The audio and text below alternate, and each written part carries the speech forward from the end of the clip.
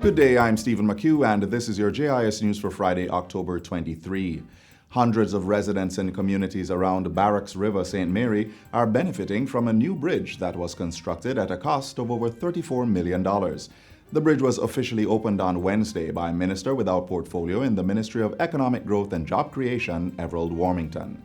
Mr. Warmington told the gathering that as minister with responsibility for the works portfolio, he was committed to improving and building infrastructure for residents across the parish. I came here and there was two bridges, this one and the one at Chesterfield.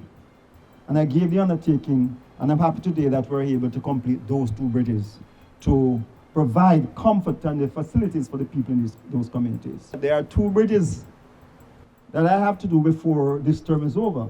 And that's the Boxers Mountain, Bushy Park, and then Mr. Smith reminded him that we have Spring Village, the Nightingale Grove one in my constituency also. Minister Warmington also revealed that the National Works Agency had been asked to reopen a single lane at a section of the Boxing Plant Bridge, which connects Richmond to Highgate, to accommodate smaller vehicles.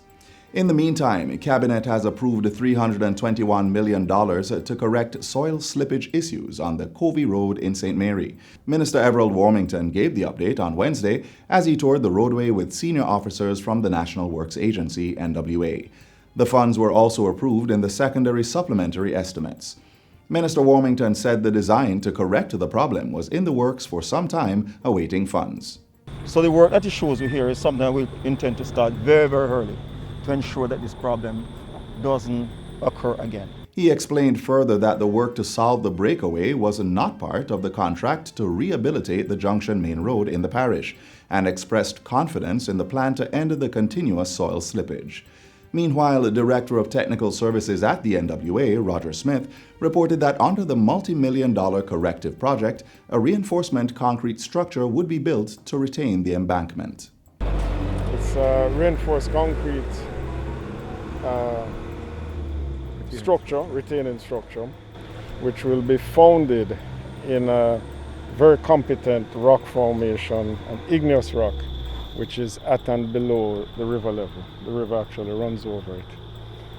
Once we clean out this area here, we're going to have the excavator key into that rock and replace it now with a concrete foundation on which we will put the reinforced concrete diamonds.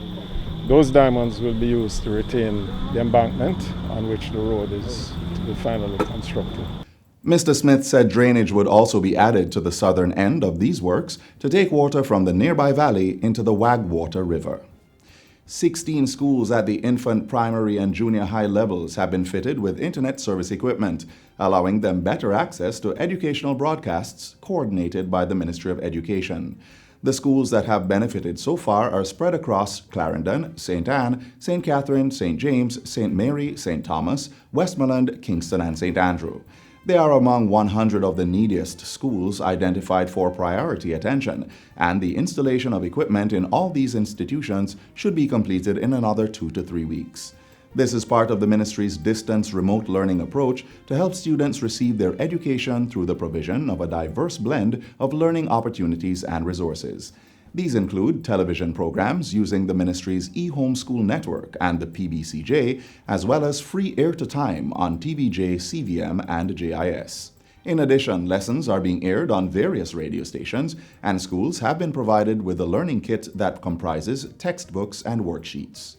The birthplace of late former Prime Minister Hugh Lawson Shearer in Martha Bray, Trelawney, is to be declared a heritage site.